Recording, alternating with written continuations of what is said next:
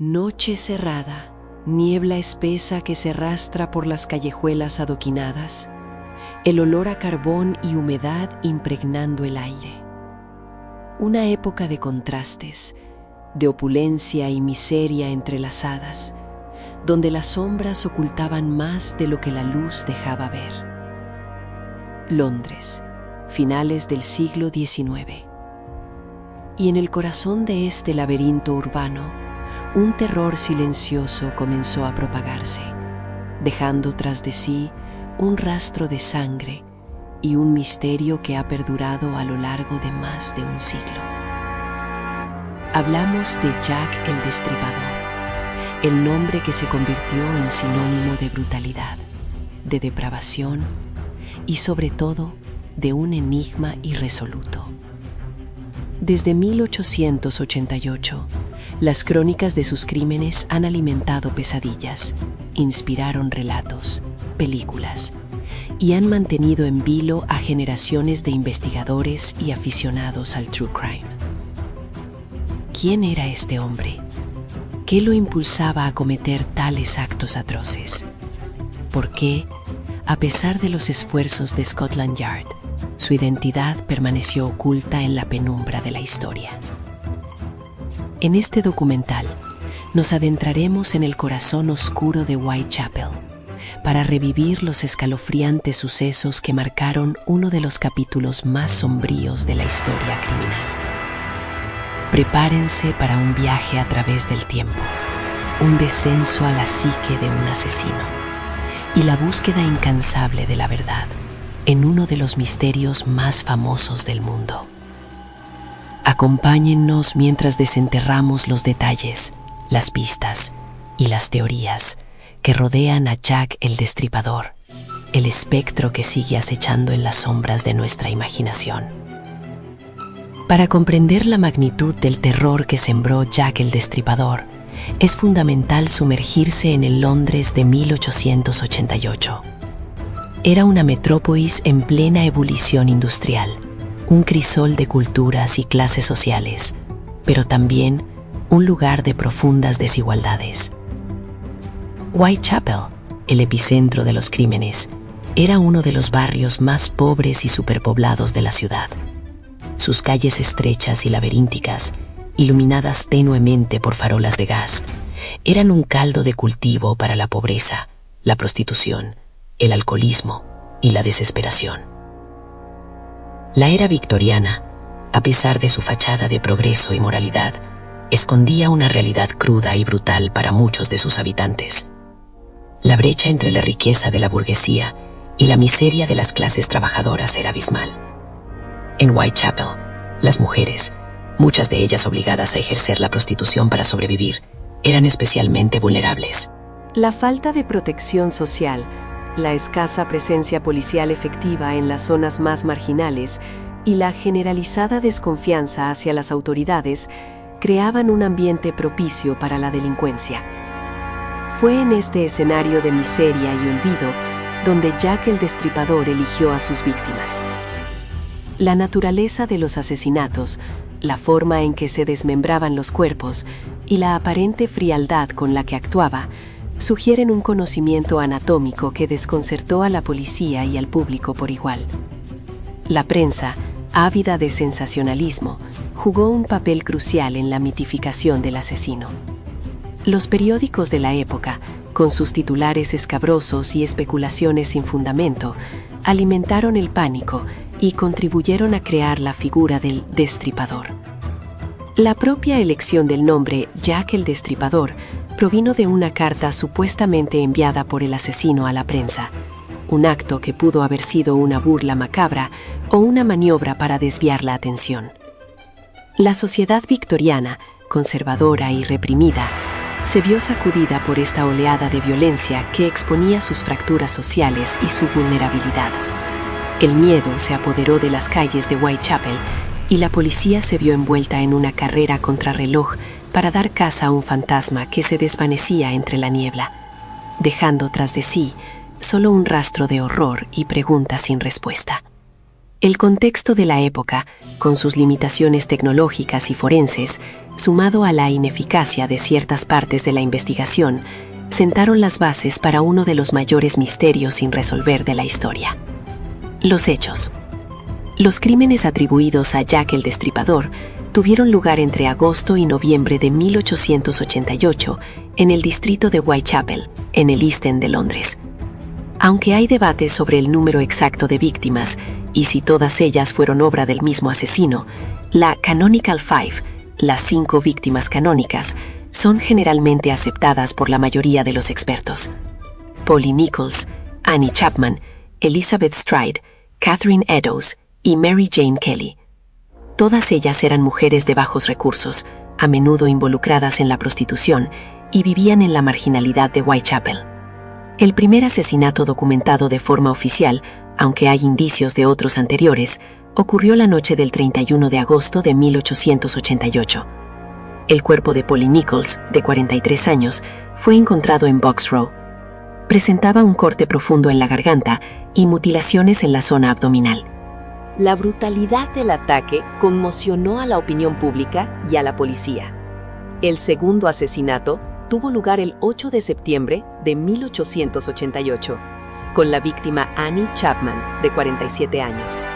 Su cuerpo fue descubierto en el patio de Dorset Street.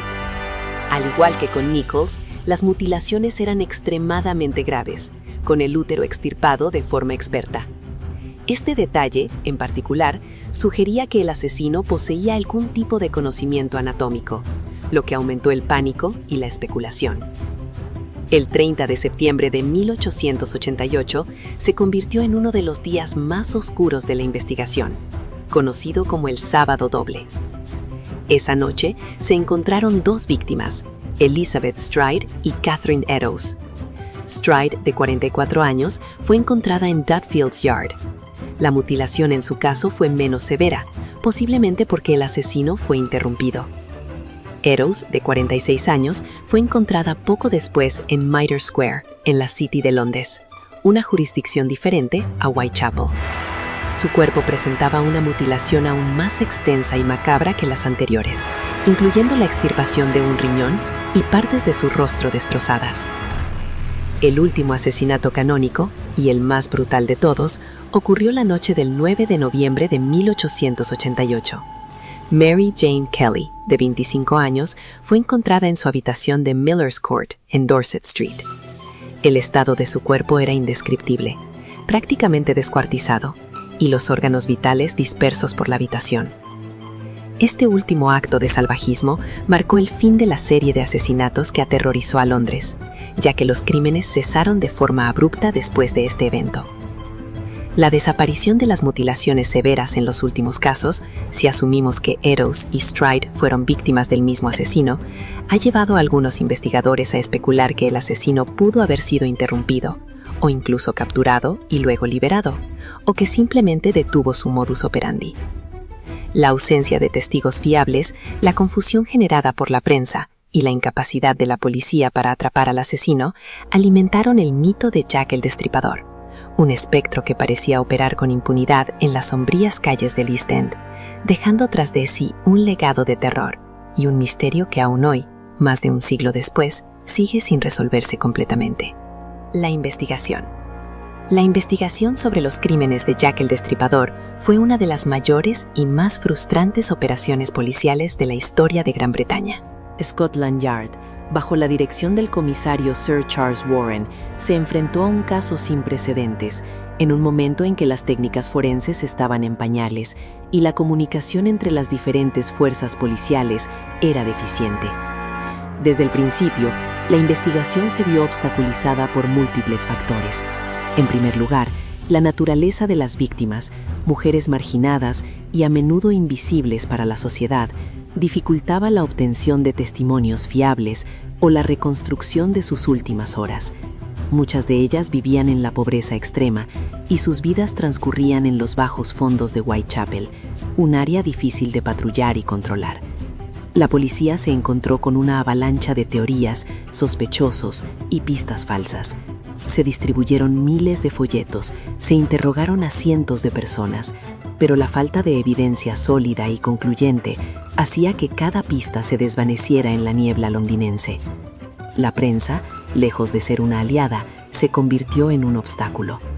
Los periódicos sensacionalistas publicaban detalles escabrosos de los crímenes, a menudo sin verificar, lo que generaba pánico público y en ocasiones llegaba a manos del propio asesino, quien parecía disfrutar de la notoriedad.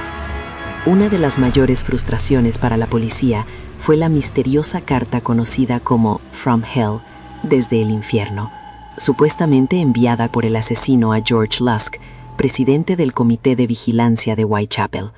La carta, acompañada de un trozo de riñón humano que supuestamente pertenecía a Catherine Eddowes, añadía una capa más de horror y misterio al caso. Sin embargo, la autenticidad de esta carta y de otras enviadas con anterioridad bajo el nombre de Jack el Destripador siempre ha sido objeto de debate. Algunos creen que fueron fabricadas por periodistas para aumentar las ventas de sus periódicos. Las autoridades también tuvieron que lidiar con la presión pública y política. La creciente indignación por la inseguridad en Whitechapel obligó a aumentar el número de patrullas, pero la naturaleza esquiva del asesino hacía que los esfuerzos parecieran inútiles. Se implementaron nuevas técnicas de investigación, como la recopilación de testimonios y la creación de perfiles de sospechosos rudimentarios, pero la falta de tecnología forense avanzada, como el análisis de ADN, limitaba significativamente las posibilidades de identificar al culpable. Se investigaron a numerosos sospechosos, desde médicos y carniceros con conocimientos anatómicos hasta figuras conocidas de la época y extranjeros. Sin embargo, la evidencia contra cada uno de ellos era circunstancial y ninguno pudo ser incriminado de manera concluyente.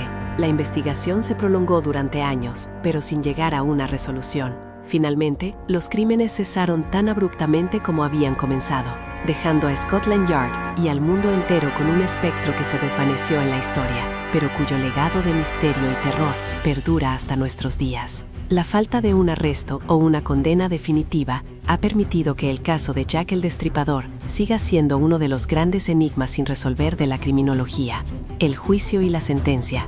En el caso de Jack el Destripador, no existió un juicio ni una sentencia en el sentido tradicional, debido a que el asesino nunca fue identificado ni arrestado de forma concluyente. Esta es precisamente una de las características que más ha contribuido a la leyenda y al misterio que envuelven a este infame criminal.